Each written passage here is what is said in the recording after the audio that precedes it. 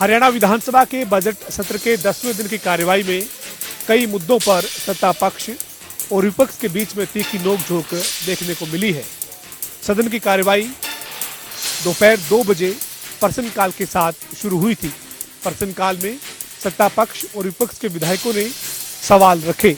इस दौरान संबंधित विभागों के मंत्रियों ने सदन में जवाब दिए। इसके बाद सदन में 1 घंटा शून्यकाल पर चर्चा हुई। शून्यकाल की कार्यवाही में कई विधायकों ने अपने अपने क्षेत्र की समस्या रखी। इसके साथ ही शून्यकाल में प्रदेश में कानून व्यवस्था का मुद्दा भी उठा। कांग्रेस के विधायक रघुवीर सिंह कादियान ने कानून व्यवस्था के मुद्दे पर सरकार को घेरा। इसके साथ ही कांग्रेस के विधायक गीता भुक्कल ने हरियाणा लोक सेवा आयोग के मामले में हाईकोर्ट के एक फैसले के हवाले पर लोक सेवा आयोग की कार्यप्रणाली पर सवाल खड़े किए। इसके बाद सदन की कार्यवाही में 2 ध्यानाकर्षण प्रस्ताव पर भी चर्चा हुई।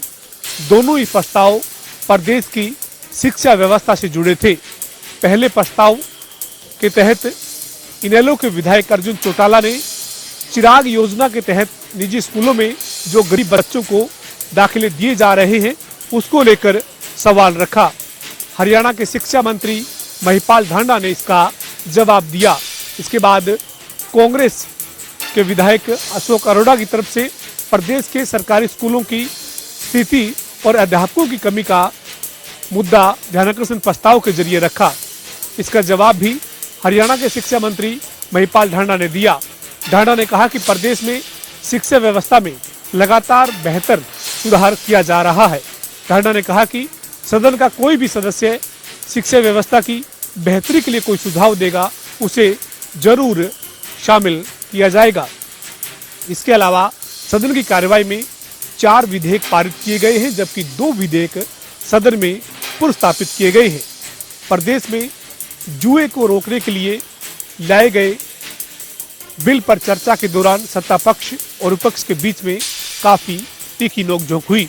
इसके साथ ही ट्रैवलिंग एजेंटों के मामले में आज पारित हुए विधेयक पर चर्चा के दौरान भी सत्ता पक्ष और विपक्ष के बीच में तीखी बहस हुई।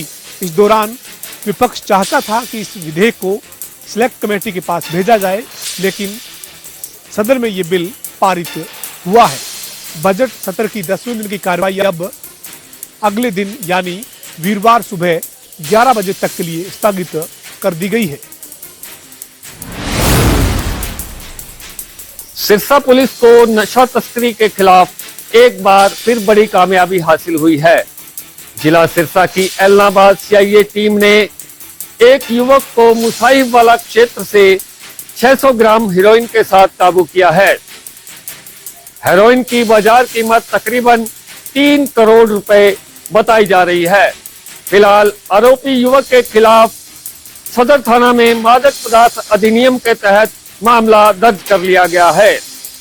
सिरसा डीएसपी अर्शदीप सिंह ने जानकारी देते हुए बताया कि आरोपी युवक पंजाब का रहने वाला है और पंजाब से हेरोइन लाकर सिरसा और उसके आसपास के क्षेत्रों में उसको सप्लाई करता था। उन्होंने बताया कि आरोपी युवक के आपराधिक रिकॉर्ड को खंगाला जा रहा है और इस नेटवर्क से जुड़े अन्य कनेक्शन को भी तलाश किया जा रहा है। आपको बता दें कि पिछले दिनों ही सिरसा पुलिस को 4 किलो 256 ग्राम हेरोइन बरामद हुई थी, जिसकी बाजार कीमत तकरीबन 20 से 25 करोड़ रुपए आकी गई थी। जनता टीवी के लिए सिरसा से मुख्तार सिंह। यमुनानगर के सीआईए 2 पुलिस को बड़ी कामयाबी हासिल हुई है। पुलिस ने एक ऐसे व्यक्ति को गिरफ्तार किया है जिसके पास से भारी मात्रा में हथियार बरामद हुए हैं। इस संबंध में जानकारी देते हुए डीएसपी आशीष चौधरी ने बताया कि सीआईए 2 पुलिस को सूचना मिली कि सहारनपुर रोड पर एक संदिग्ध घूम रहा है, जिस पर पुलिस ने मौके पर जाकर संदिग्ध व्यक्ति की तलाशी ली तो उसके पास से भारी मात्रा में असला बरामद हुआ। डीएसपी आशीष चौधरी ने जानकारी देते हुए बताया कि पकड़े गए व्यक्ति का नाम सचिन शर्मा है, जो कि अंबाला का रहने वाला है और यह हथियारों का एक बड़ा सप्लायर बताया जा रहा है। उन्होंने जानकारी दी कि तलाशी के दौरान सचिन शर्मा के पास से 4 रिवाल्वर, एक पिस्टल और 51 जिंदा कारतूस और 2 मैगजीन बरामद हुए हैं। उन्होंने जानकारी दी कि पूछताछ के दौरान सचिन ने बताया कि उसने अंबाला निवासी केवल को भी कुछ हथियार बेचे हैं, जिस पर पुलिस अब केवल को भी पकड़ने के लिए दबिश दे रही है।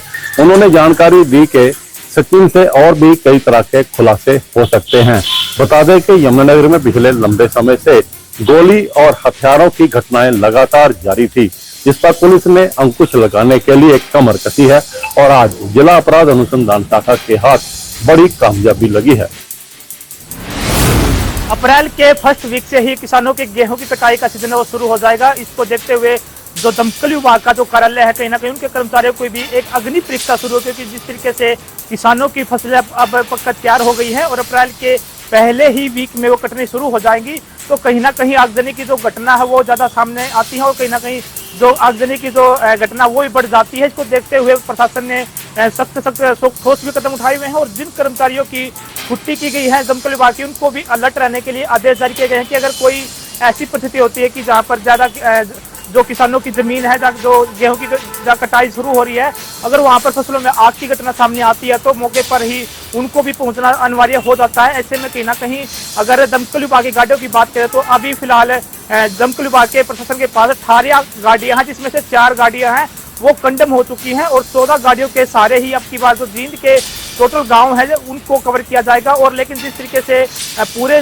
जिले की बात की जाए तो 254 जो कर्मचारी है वो फिलहाल अभी मौके पर मौजूद है। इसके तहत कहीं ना कहीं प्रशासन के सामने सबसे बड़ी समस्या ये खड़ी है कि जब आगजनी घटनाओं की बात सामने आती है तो कहीं ना कहीं जो ऊबड़ खाबड़ रास्ते होते हैं और जो कहीं ना कहीं जो छोटी गलियां होती हैं वहाँ पर जो गाड़ी है वो निकलनी भारी हो जाती है और ऐसे में कहीं ना कहीं जो किसानों का समय पर गाड़ी नहीं पहुँच पाती है, इसके चलते कहीं ना कहीं उनको फसलों में भारी नुकसान हो जाता है। अब देखने वाली बात है कि जब अप्रैल महीने के पहले वीक से जो गेहूं की कटाई शुरू होगी उसमें अगर कहीं आगजनी घटना सामने आती है तो जो दमकल विभाग का प्रशासन है वो उन बातों पर कितना खरा उतर पाता है। जींद से जनता टीवी के लिए सुनील कुमार की रिपोर्ट। प्लाट की 10 लाख रुपए पेमेंट लेकर अचानक गायब हुआ 41 वर्षीय सोंदापुर निवासी व्यापारी। वहीं व्यापारी की रिफाइनरी रोड पर देर रात मिली लाश। परिजनों ने करवाई थी गुमशुदगी की FIR दर्ज। बता दें कि व्यापारी 10 लाख रुपए की पेमेंट लेने के बाद अचानक गायब हो गया था, जिसकी लाश पानीपत के रिफाइनरी रोड पर मिली। वहीं सूचना मिलते ही पुलिस मौके पर पहुंची और शव को कब्जे में लेकर पोस्टमार्टम के लिए पानीपत के सिविल अस्पताल में रखवाया गया। वहीं परिजनों द्वारा हत्या की आशंका जताई है। फिलहाल पुलिस द्वारा मामला दर्ज करके जांच शुरू कर दी है। पानीपत से जनता टीवी के लिए अनिल सैनी की रिपोर्ट। झांसी के स्थानीय ऐतिहासिक पृथ्वीराज चौहान के किले के पास बनी एक गुंबद में एक अज्ञात व्यक्ति का शव मिलने से इलाके में सनसनी फैल गई। किले पर काम कर रहे एक कर्मचारी ने इसकी सूचना झांसी पुलिस को दी। मौके पर पुलिस ने पहुंचकर शव को कब्जे में लिया। साथ में पुलिस के झांसी शहर थाना प्रभारी सदानंद भी पहुंचे थे। वही बता दें कि प्रारंभिक जानकारी के अनुसार बात करें तो मृतक की जो अभी तक कोई पहचान नहीं हो पाई है। पुलिस की माने तो मृतक नशे की ओवरडोज के कारण मृत हुआ है। वहीं शहर थाना प्रभारी सदानंद ने बताया कि वो जैसे ही मौके पर पहुंचे गए उन्होंने सबसे पहले देखा है कि मृतक जो है वो नशे के कारण हो सकता है। उन्होंने आशंका जताई है कि इसकी मृत्यु हुई है, ऐसा शहर थाना प्रभारी ने कहा है। वहीं बता दें कि मृतक के पास में जो है वो नशे की समैक जैसे जो नशीला पदार्थ है उसकी पुड़िया खाली जो रैपर है वो मिला है। फिलहाल पुलिस ने सबको कब्जे में लेकर झांसी के नागरिक अस्पताल पहुंचाया। बता दें कि पुलिस इस पूरे मामले को एक अलग ही एंगल से देख रही है। वो देख रही है कि आखिर ये क्या है, पूरा माजरा नशा है या फिर कोई और अपराध है, इसके मृतक की हत्या तो नहीं हुई। इस एंगल से भी पुलिस इस पूरे मामले को देख रही है। वहीं बता दें अभी तक मृतक की पहचान नहीं हो पाई है। मृतक कौन है, कहां का रहने वाला है, फिलहाल पोस्टमार्टम के बाद ही पुलिस इस पूरे मामले में स्पष्ट हो पाएगी। लेकिन प्रारंभिक अगर पुलिस की माने जांच में तो लग रहा है कि मृतक की जो मृत्यु है वो नशे की ओवरडोज के कारण हुई है। वहीं फिलहाल सबको कब्जे में लेकर हांसी के नागरिक अस्पताल में पोस्टमार्टम के लिए रखवा दिया गया है। हांसी से जनता टीवी के लिए मैं अनुराग सिंह। नकली नोटों का कारोबार करने के इच्छुक लोगों को एक गिरोह बड़े फिल्मी अंदाज में ठगा करता था। कुरुक्षेत्र सीआईए 2 ने 3 लोगों को गिरफ्तार किया है। तीनों लोग यमुनानगर के रहने वाले हैं, शैंकी, संजीव और राहुल। फिल्मी अंदाज में ऐसे लोगों को ठगा करते थे जो लोग नकली नोटों का कारोबार करना चाहते हैं।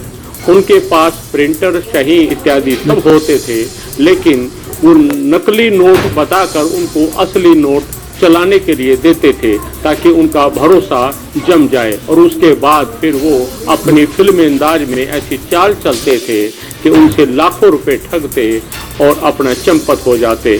कुरुक्षेत्र सीआईए टीम को भनक लगी थी और टीम ने एक बकायदा जाल बिछाया और अपना एक आदमी उनके पास भेजा और उसके बाद इस पूरे कांड का पर्दाफाश हुआ। फिलहाल कुरुक्षेत्र पुलिस ने तीनों को गिरफ्तार कर लिया है। मामला दर्ज कर न्यायालय में तीनों को पेश किया गया और जेल भेज दिया गया है। रणदीप रोड, जनता टीवी, कुरुक्षेत्र।